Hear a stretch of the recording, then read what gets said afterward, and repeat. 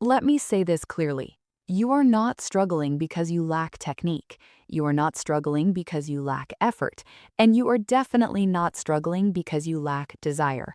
You're struggling because you're solving the wrong problem. Most men think the issue is performance. They think the problem is stamina, or size, or endurance, or how long they last.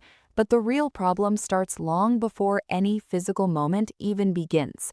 And if you don't fix the root, no trick, no supplement, no technique will ever permanently solve it.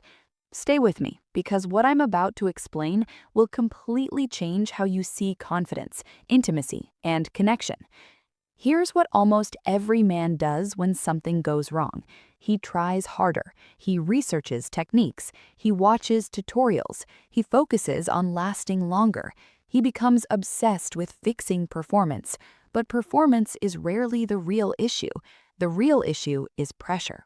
Psychologists call this cognitive performance pressure.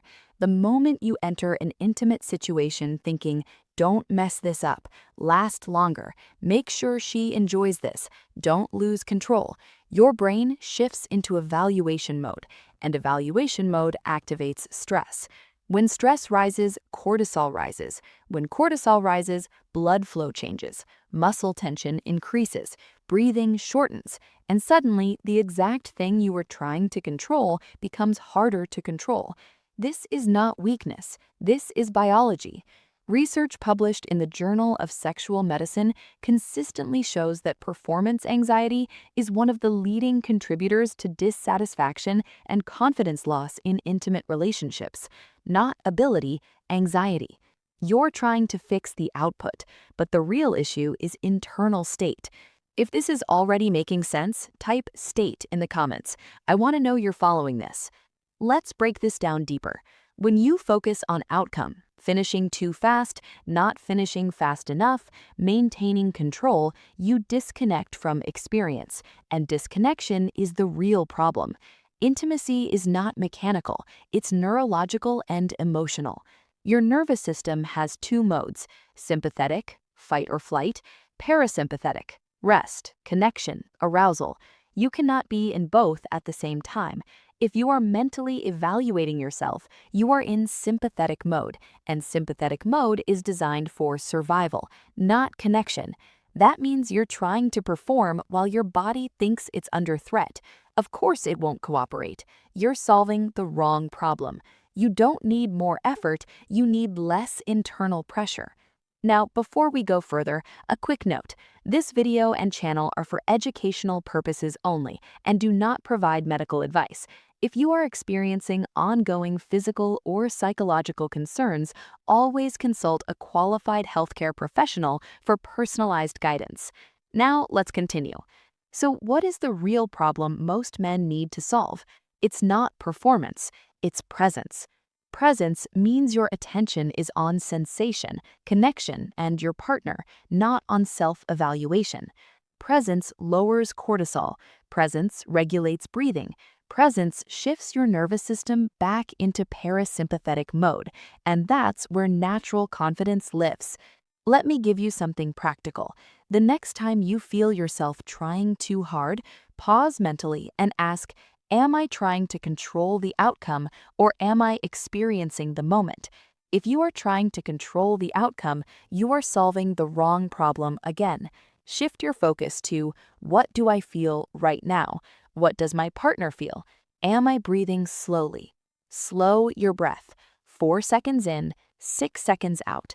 Long exhale activates the parasympathetic nervous system. That one change alone can dramatically shift your internal state within 60 seconds.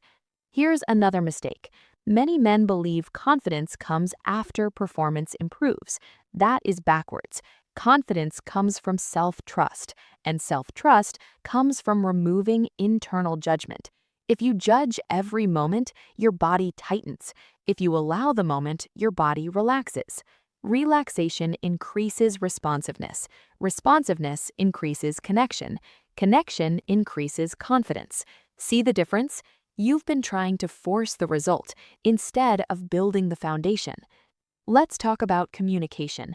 Another wrong problem men try to solve is silence. They assume they must figure everything out alone.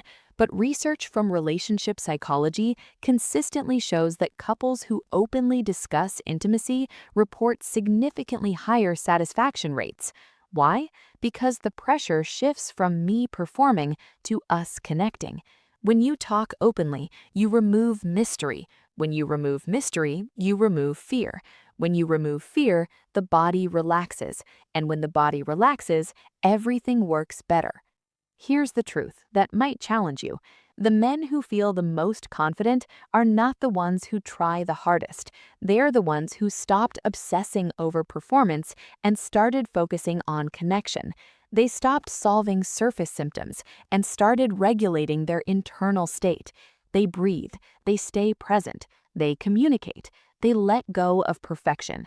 And ironically, when they stop chasing performance, performance improves. That's the paradox. The less you try to control it, the more natural it becomes.